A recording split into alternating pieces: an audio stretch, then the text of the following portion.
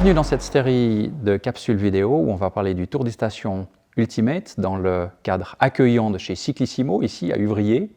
Le format Ultimate, c'est la grande nouveauté du Tour des Stations 2023. Manu, tu es en charge de ce projet chez RD Cycling. Est-ce que tu peux nous dire de quoi il s'agit? Oui, bien sûr. Salut Alain, salut à tout le monde. Donc RD Cycling a porté jusqu'à 2022 le Tour des Stations 240 km avec l'Ultra Fondo. Pour 2023, on voit plus grand et puis l'objectif c'est d'aller jusqu'à 555 km et puis 1000 km. Donc les deux nouvelles options qui voient le jour avec une catégorie solo ou une catégorie duo. Manu, tu as bien sûr conçu les parcours du Tour des Stations Ultimate. Il y en a deux, le 555 et le 1000. Est-ce que tu peux nous présenter le parcours du petit, le 555? Alors pour le petit parcours, on va bien rester en Valais. Donc on a élargi au maximum ce qu'on pouvait faire avec l'Ultra Fondo. Donc on va un petit bout plus loin du côté du Bas-Valais et puis un petit bout plus loin aussi du côté du Haut-Valais. Ça nous fait faire un tour. On essaie de jamais ou le moins possible redescendre en plaine. Donc on reste sur le coteau, on fait des hauts en bas. Et puis là, on arrive à un dénivelé qui est assez ahurissant, 17 000 mètres de dénivelé. Et puis par contre, on visite une bonne partie des stations valaisannes, des stations touristiques avec une vingtaine. Voilà, donc à titre de comparaison, si on prend les fondos, le 555 correspond à environ 2 ultra fondos, par contre à faire en 3 jours, en 72 heures, et puis à un peu moins de 4 marmottes. Donc voilà, ça c'est les spécificités pour le 555. Alain, je sais que tu t'es inscrit aux 1000 km, donc est-ce que tu as déjà un peu analysé le parcours?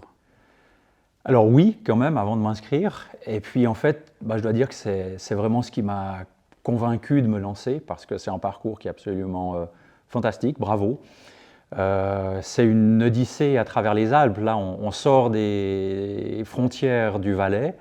On va s'aventurer dans le canton de Vaud avec le col de la Croix, qui passera tout près de chez moi. Donc il faudra que je ne sois pas tenté de m'arrêter chez moi en route. Mais après, on part en direction du canton de Berne, sans oublier le fameux petit col de la Pierre du Moëlé. Je suis très heureux que tu l'aies trouvé. C'est une belle alternative au col des Mosses.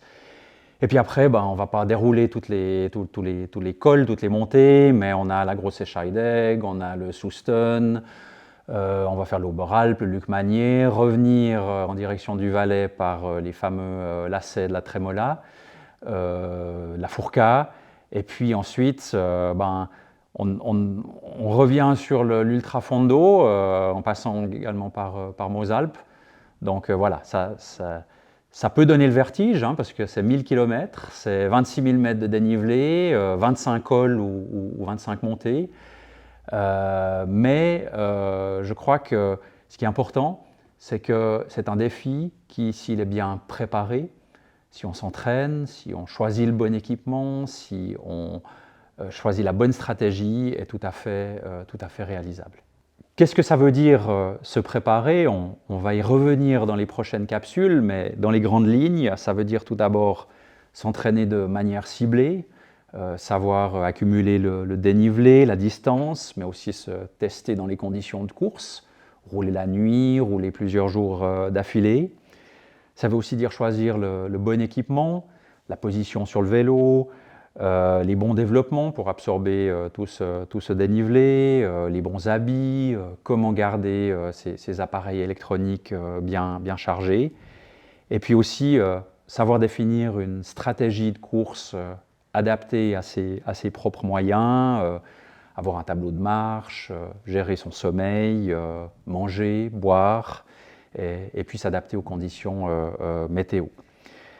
Mais un élément dont on aurait parlé tout de suite, c'est les Reboot Stations. Manu, tu es derrière ce concept, est-ce que tu peux nous expliquer de quoi il s'agit?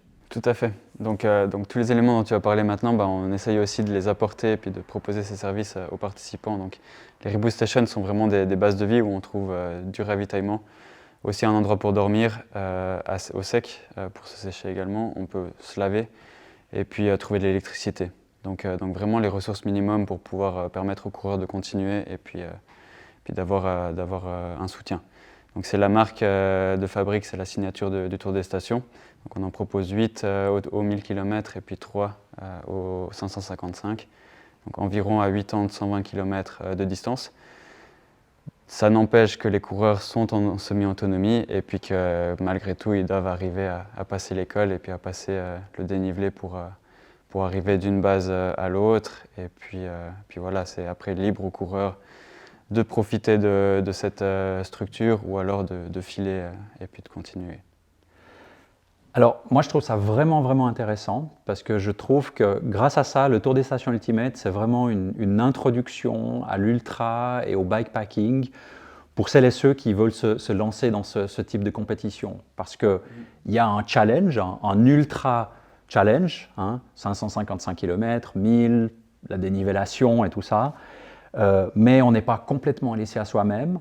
On peut se retrouver dans ces reboot stations et on peut mieux gérer tous ces nouveaux éléments qu'un débutant aurait peut-être un peu de difficulté à gérer dans sa première expérience. Tout à fait, oui, vous pouvez vraiment compter là-dessus et puis ça enlève un grand stress au niveau de la gestion. On sait à tel endroit on aura telle base de vie. On peut également, les coureurs peuvent également amener des sacs, apporter des sacs directement sur ces reboot stations. Le moment du départ et puis là ensuite ils savent déjà qu'est-ce qu'ils vont avoir et qu'est-ce qu'ils vont pouvoir profiter ou non. Ça va dépendre aussi beaucoup de comment sera faite la course, des aléas de course qu'on aura de toute façon, que ce soit la météo ou alors d'autres ennuis sur la route. Donc voilà, on offre toute cette gamme en espérant que les coureurs soient satisfaits et puis qu'ils puissent en profiter un maximum. Ouais. Voilà, et puis je pense que ça s'adresse non seulement aux débutants, mais aussi à ceux qui ont une petite ou une grande expérience de l'ultra. Pour moi qui ai une petite expérience, eh ben, ça veut dire que je vais pouvoir me concentrer sur le défi athlétique, de faire ces 25 cols, ces 26 000 mètres de dénivelé, ces 1000 km. Et puis ben, je rêve déjà de cette odyssée, je me vois déjà au coucher du soleil sur la Grosse Scheidegg, au lever du soleil sur la Trémola, si tout va bien, on verra. En tout cas, ben, voilà, je me réjouis vraiment, vraiment de me lancer là-dedans. Tu as un objectif précis pour la course?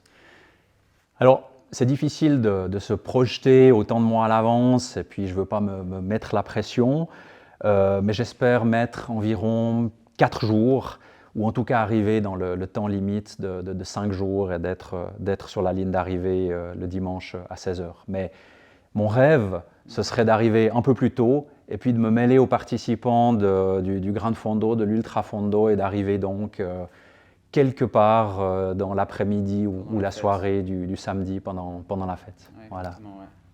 En tout cas, c'est un bel objectif que tu te fixes et puis j'espère que tu pourras arriver à Verbier et qu'on puisse t'accueillir le même jour que les autres courses de Fondo. On profitera des autres capsules également pour parler des autres sujets importants pour l'ultra-distance. J'imagine que les participants ont encore énormément de questions à se poser. Effectivement, rendez-vous dans les prochaines capsules ainsi que sur cycliste.ch, le site des cyclistes romans que j'ai le plaisir d'animer.